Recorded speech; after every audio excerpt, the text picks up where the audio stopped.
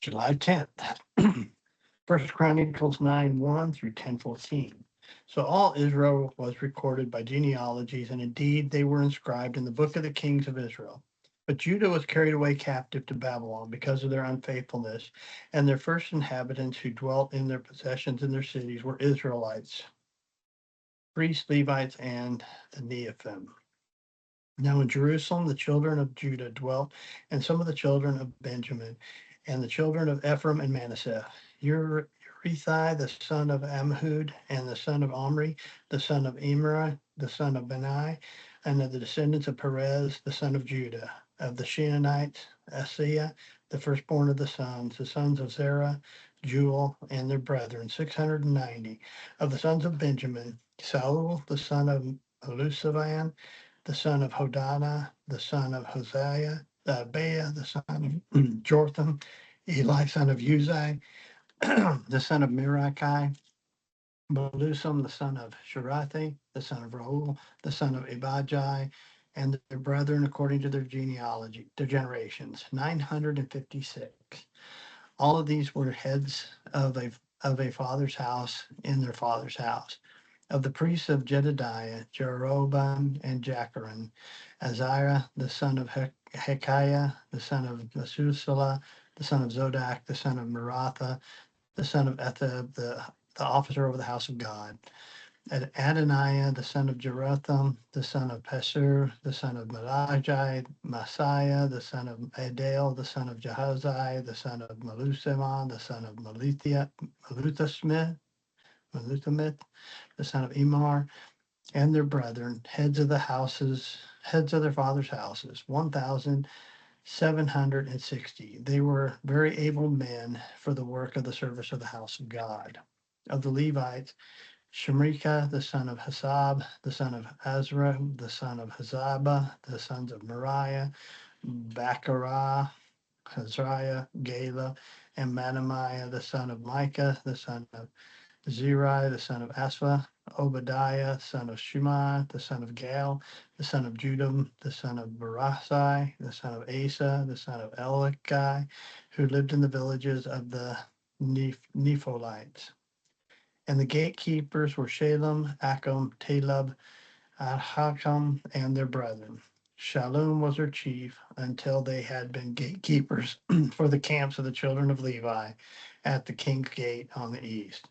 Shalom, king of the son of Gor, the son of Elispa, the son of Korah, and his brethren from the father's house of the Korites were in charge of the work of the service of gatekeepers of the tabernacle. Their fathers had been keepers of the entrance of the camp of the Lord, and Phinehas, the son of Eleazar, had been the officer over them in time past. And the Lord was with him. Zechariah, son of Melusamiah, was keeper of the door of the tabernacle of meeting. All these chosen as gatekeepers were 212. They were recorded by their genealogy in their villages. David and Samuel, the seer, had appointed them in their trusted office. So they and their children were in charge of the gates of the house of the Lord, the house of the tabernacle, and by assignment. The gatekeepers were assigned to four directions, to the east, west, north, and south, and their brethren in their villages had to come with them from time to time for 7 days. For in their trusted office were the chief gatekeepers, they were Levites, and they had charge over the chambers and the treasuries of the house of God, and they lodged all around the house of the God because they had the responsibility, and they were in charge of opening it every morning. Now, some of them were in charge of serving vessels, for they brought them in and took them out by count. Some of them were appointed over furnishing and over the implements of the sanctuary, and over the fine flour and the wine and the oil and the incense and the spices. And some of the sons of the priests made the anointment of the spices. Manabathai of the Levites, the firstborn of Salakam, the Korite, had the trusted office over the things that were baked in pans. And some of their brethren of the sons of the Korites were in charge of preparing the showbread for every Sabbath. These are the singers, heads of the fathers' houses of the Levites, who lodged in the chambers and who were free from other duties, for they were employed in that work day and night. These heads of the fathers' houses of the Levites were heads throughout the generations. They dwelt in Jerusalem. Jezreel, the father of Gibeon, whose wife's name was Maacah, dwelt in Gibeon. His firstborn son was Abidan, then Zur, Kish, Baal, Ner, Nabad, Gedor, Ohiah, Zechariah, and Michaloth. And Michaloth begot Shimon. Then they also dwelt alongside their relatives in Jerusalem with their brethren. Ner begot Kish, Kish begot Saul, and Saul begot Jonathan, Malusaka, Abinadab, and Esl, and Eshbaal. The son of Jonathan was Merib-Baal, and Merib-Baal begot Micah, and the sons of Micah were Pithon, Melech, Terach, and Azah. And Azah begot Jerah, and Jerah begot Ameth, Azaleth, and Zimri, and Zimri begot Moza. Moza begot Benani, Raphiah, his son Elisa, his son, and Azel his son. And Azel had 6 sons whose names were Ezekam, Barachu, Ishmael, Shariah, Obadiah, and Hannah. These were the sons of Azel. Now the Philistines fought against Israel, and the men of Israel fled from before the Philistines and fell slain on Mount Gilboa. Then the Philistines followed hard after Saul and his sons, and the Philistines killed Jonathan, Abinadab, and Melusaka, Saul's sons. The battle became fierce against Saul. The archers hit him, and he was wounded by the archers. Then Saul said to his armor bearer, "Draw your sword and thrust me through with it, lest these uncircumcised men come and abuse me." But his armor bearer would not, for he was greatly afraid. Therefore Saul took his sword and fell on it. And when the armor bearer saw that Saul was dead, he also fell on his sword and died. So Saul and his 3 sons died, and all the house died together. And when all the men of Israel who were in the valley saw that they had fled, and that Saul and his sons were dead, they forsook their cities and fled. Then the Philistines came and dwelt in them. So it happened the next day, when the Philistines came to strip the slain, they found Saul and his sons fallen on Mount Gilboa. And they stripped him and took his head and his armor and sent word throughout the land of the Philistines to proclaim the news in the temple of their idols. Excuse me. And among the people. Then they put his armor in the temple of their gods and fastened his head to the temple of Dagon.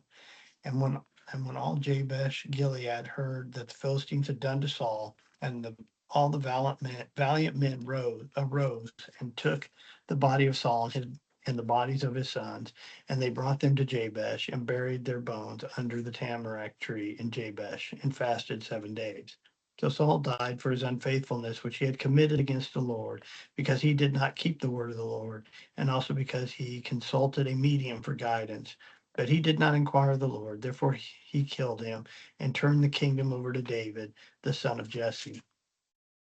Acts 27:21-44. But after a long absence from food, then Paul stood in the midst of them and said, "Men, you should have listened to me and not sailed from Crete and occurred this disaster and loss. And now I urge you to take heart, for there will be no loss of life among you, but only of the ship.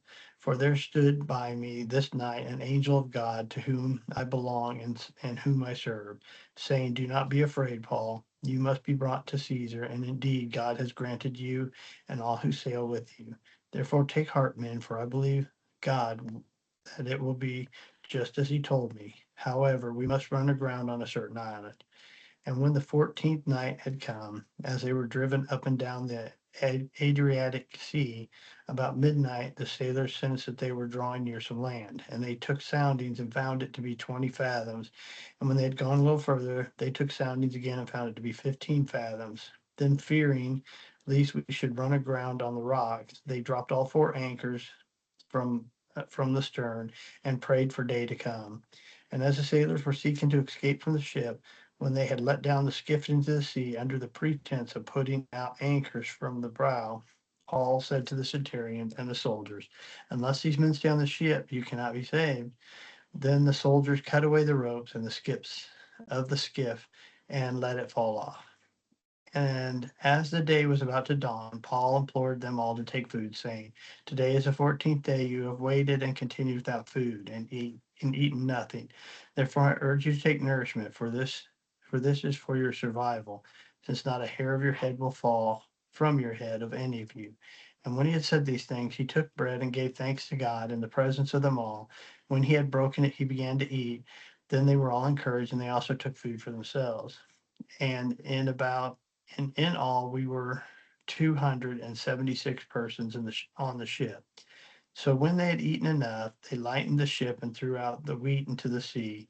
When it was day, they did not recognize a land, but observed a bay with a beach, onto which they planned to run the ship, if possible.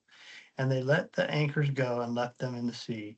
Meanwhile, loosening the rudder ropes, they hoisted the mainsail to the wind and made for shore. But striking a place where two seas met, they ran the ship aground, and the prow stuck fast and remained immovable, but the stern was being broke up by the violence of the waves. And the soldiers' plan was to kill the prisoners, lest any of them should swim away and escape. But the centurion, wanting to save Paul, kept them from their purpose, and commanded those who could swim should jump overboard first and get to land, and the rest, some on boards and some on parts of the ship. And so it was that they escaped safely to land. Psalms 8, 1 through 9, chief musician of the instrument of Gath, a psalm of David. O Lord, our Lord, how excellent is your name in all the earth. Who have set your glory above the heavens. Out of the mouth of babes and nursing infants, you have ordained strength because of your enemies, that you may silence the enemy and the avenger. When I consider your heavens, the work of your fingers, the moon and the stars which you have ordained, that what is man that you are mindful of him, and the son of man that you visit him? For you have made him little lower than angels, and you have crowned him with the glory and honor. You have made him to have dominion over the works of your hands. You have put all things under his feet, all sheep and oxen, even the beasts of the field, the birds of the air, and the fish of the sea that pass through the paths of the sea. O Lord, our Lord, how excellent is your name in all the earth. Proverbs 18:23 through 24. The poor man uses in entries, but the rich answers roughly. A man who has friends must himself be friendly, but there is a friend who sticks closer than a brother. Right. We'll see you all tomorrow.